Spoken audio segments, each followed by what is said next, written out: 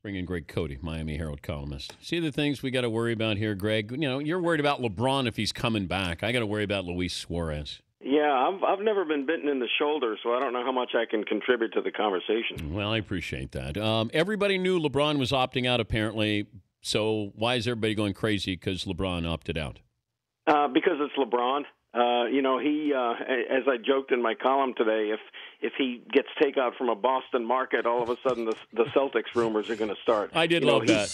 He just, LeBron can't do anything without it being controversial, and I guess that's sort of the residue of being probably the biggest sports star in America. Okay, how's this playing locally in Miami? Well, I think there's unwarranted panic ricocheting among the faithful. I think people hear the phrase, opts out of contract, and if they don't know any better, they think the worst. But as you say, this was totally expected. It's almost a procedural thing in a way. Now, I do think the Heat's in a position where they have to fight for him. It's not as if he's automatically going to re-sign with Miami, but I do think you'd have to consider the Heat still the front runner to get him. Well, you bring up fight for him. How do you fight for LeBron James to return if you're Pat Riley? Well, you convince him that you're going to put a better team around him. You convince him that Dwayne Wade has some life in him and that he's willing to sort of reinvent himself, as Riley suggested. You convince him that they're going to get younger and more athletic, that they're going to sign a couple of free agents who are not stars but who are going to really help. What you have to do is say something that's going to erase from LeBron's mind losing 3 straight games by 57 combined points to the Spurs.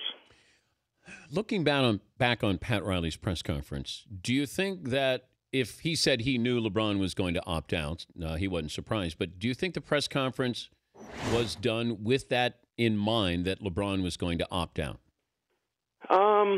Well, no, because, Riley always does the postmortem, the annual postmortem. It's really one of the few times we get to talk to Riley, who doesn't come out of his castle very often.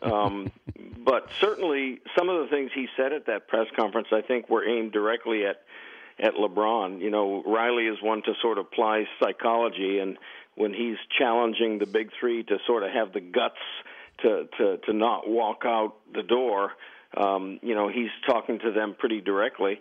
But LeBron's a smart dude, and you don't win him with psychology, and you don't win him with billboards along Interstate 95 down here. What you do is win him by convincing him that you're going to put a better team around him. Where is LeBron right now?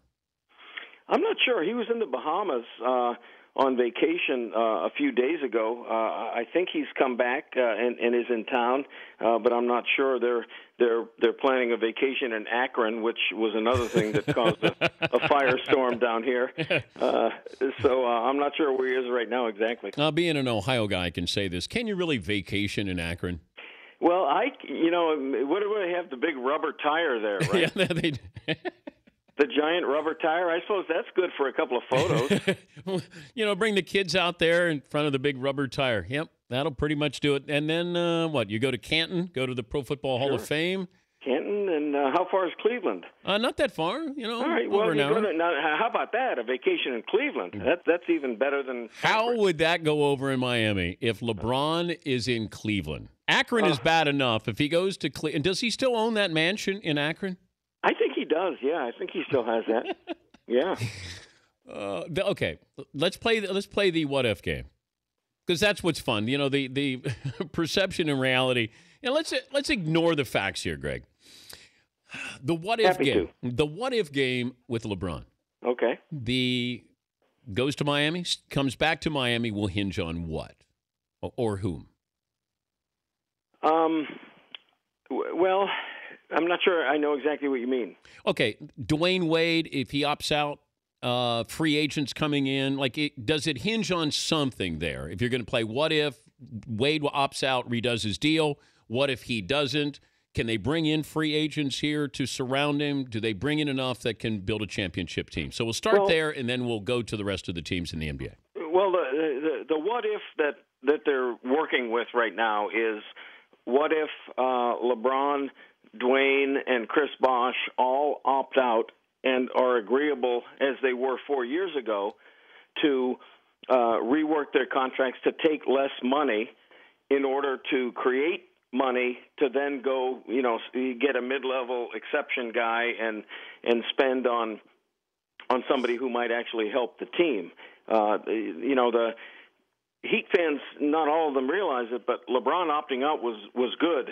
That was a good sign, because if LeBron, Dwayne Wade, and Bosh had all opted in, yes, it means they're back for the short term, but it also means that you can't improve the team. And one thing that the last three games of the finals taught us is that this is a team that needs improving. The big three's not enough.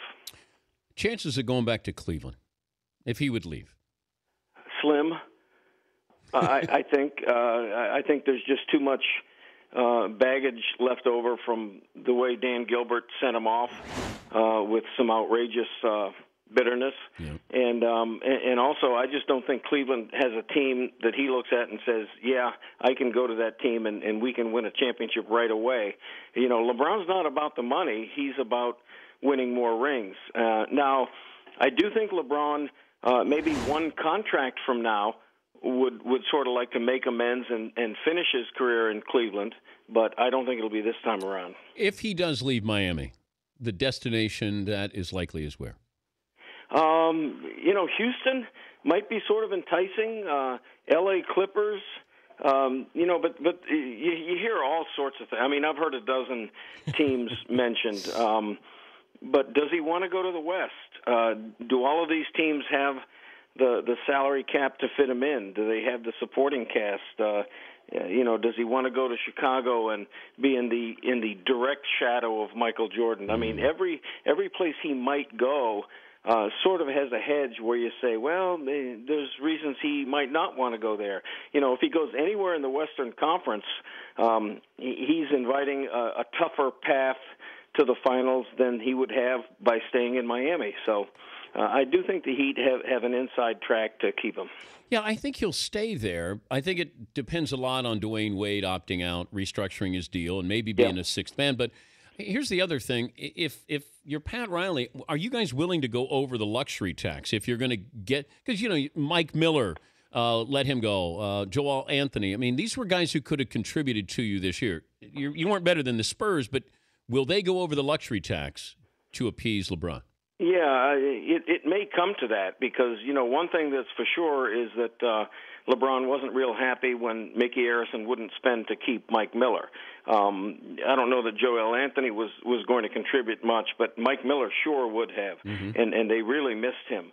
And that's something that upset LeBron. So, it would be the ultimate gesture down here to keep LeBron if Pat Riley and Mickey Arison are in a room with him right now saying, look, we're gonna do what's necessary. We're going to spend what's necessary. We're going to pay whatever tax penalty we need to get you back here and to get a better team around you. Thank you, Greg. I'll keep an eye on those columns here. Thank you for joining us. Thank you, Dan. All right, Greg Cote, Miami Herald.